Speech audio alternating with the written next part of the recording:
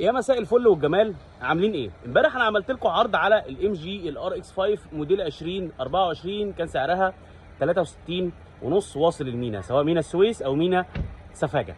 النهارده بقى انا جايب لكم عرض تاني افضل، مش افضل في كل حاجه ولكن هو بعرض كويس. ام جي ار اكس 5 بس موديل 23 وعلى المبادره انتاج 23، فبالتالي المبادره هتقل معاك. طيب العربيه دي برضو الديلوكس اعلى فئه فيها كل حاجه.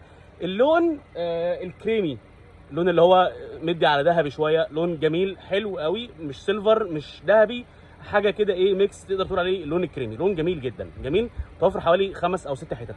السعر بتاعها واصل لحد مينا السويس او سفاجه 60,000 درهم. تعال بقى نشوف نظره كده سريعه على العربيه. طيب اهي العربيه، عندك الاضاءه LED، عندك الكاميرات 360، عندك الحساسات الاماميه LED، عندك الجنوط السبور اللونين، كاميرات 360، البصمه.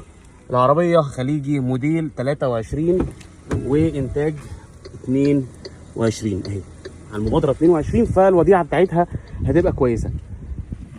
عندك كمان الشنطه كهرباء، الحساسات الخلفيه وكاميرات 360. العربيه من جوه اهي، الفرش بتاعها جلد، فتحه السقف البانوراما، ادي العربيه اهي.